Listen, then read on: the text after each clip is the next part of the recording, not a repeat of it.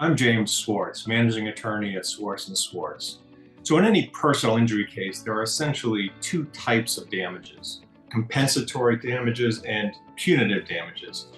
And the nature of those damages and how they're calculated can be very different from case to case, and even from jurisdiction to jurisdiction. So first, compensatory damages, what are those? Essentially, those types of damages, as the name suggests, compensate the plaintiff for injuries suffered and losses specific to that case. So for example, lost wages, medical expenses, any type of costs that are calculable in some way that represent losses directly relating to the incident. Compensatory damages also include non-economic losses. So things like pain and suffering damages, for example, are also recoverable and fall within that category.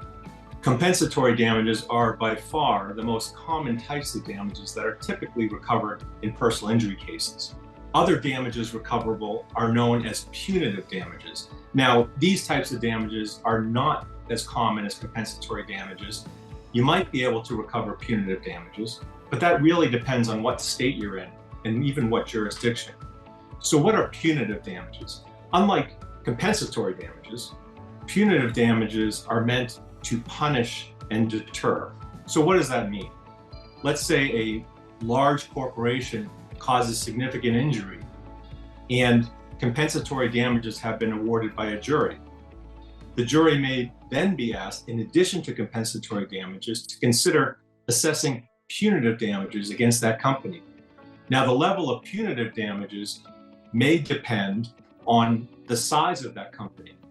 Why? Well, a punitive damage award of, say, $100,000 might be significant to a small company, but not significant to a multi-billion-dollar corporation. And the idea of punitive damages, again, is to deter future conduct. And so the court or jury will consider the level of damages commensurate with the size of that company to make sure that company feels the loss and understands that the type of conduct involved won't be tolerated in the future.